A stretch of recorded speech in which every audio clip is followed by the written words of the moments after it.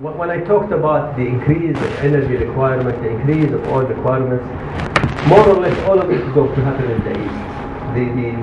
The energy requirements in all the oil requirement in the west, in Europe, Western Europe, United States, is going to be stagnant. That's because their economies have changed. They are going more and more into the sort of service economy, and also they are consuming a lot more now per person than in the East. Also the East is developing much faster, and they are developing in the manufacturing sector. So most of the increase in the demand for energy, for oil, is going to come in places like China, India, many other economies in the East, Indonesia, Malaysia, as well as of course parts of Africa and South America. So Kuwait is planning to participate with Sinopec, which is a big oil company in China, in a huge refining and petrochemical complex, and they are in advanced talks also with Vietnam, which is another vibrant economy, about also building a refinery.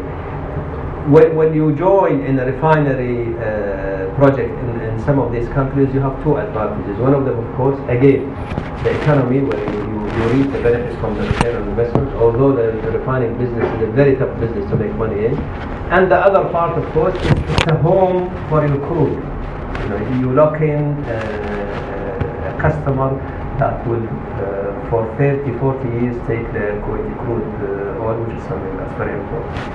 That is really the general picture about the oil industry, about Kuwait, and there's of course not enough time for me to talk about many other things, because the oil industry is big, it's huge, it's complex, but I think I prefer to leave the chance for you to tell me what is it that interests you and what are your comments.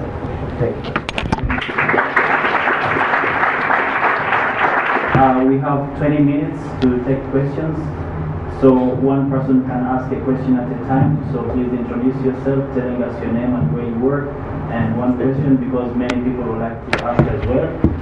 Thank you, Dr. Hani. It's a very nice lecture. Actually, I know from your lecture that crude oil will remain 60 to 70 years.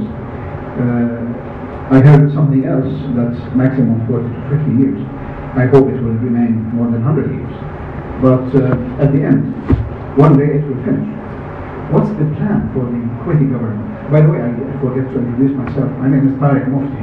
I'm an architect and ex-consultant for the Council of Ministers of Kuwait for the mega projects. I used to work with Failaka Island and Bubiyan Island and Port.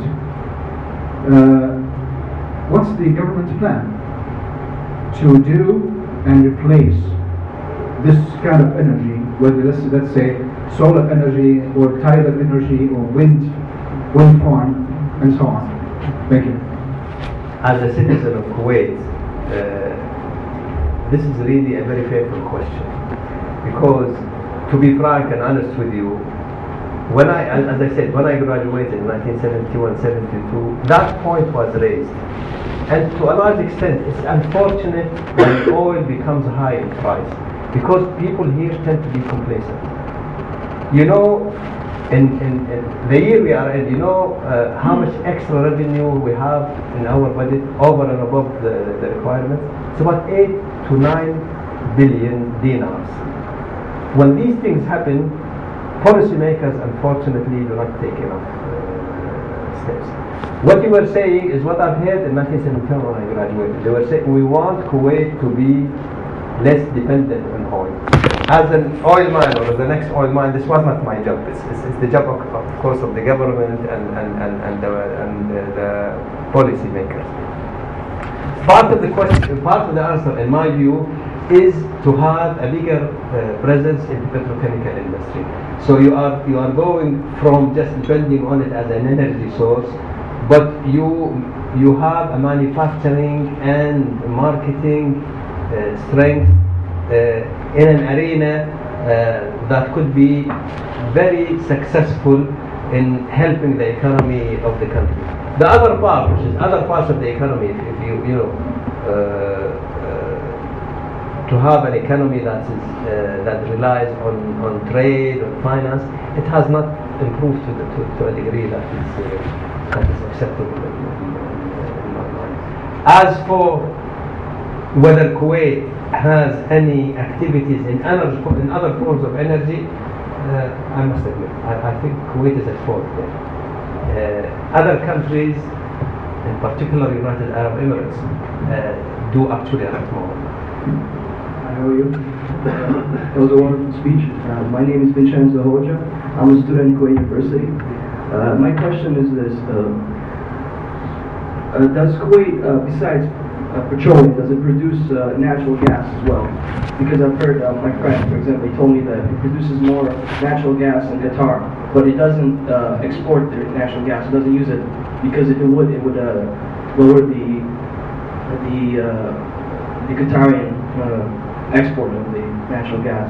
Is that true, or is this a rumor? That's a very good point. As I said earlier, gas as a form of energy is much more desired because it's cleaner. And the problem with gas, of course, is how do you transport it? Gas is produced in two forms, by the way. What we call in the industry associated gas, which is the gas that comes with the oil as you produce it. You produce oil and gas comes with it, and you separate them, and then you use the gas for its different uses.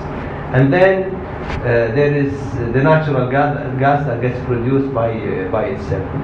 Now Kuwait has, of course, associated gas that comes with its oil, and very, very little non-associated gas which comes on its own. What we have is far below our need. As a matter of fact, Kuwait imports gas in the summer period because, unlike Europe, we are the reverse of Europe. In the electricity consumption in Kuwait in the summer is about 70% higher than average. So during that period, we import gas.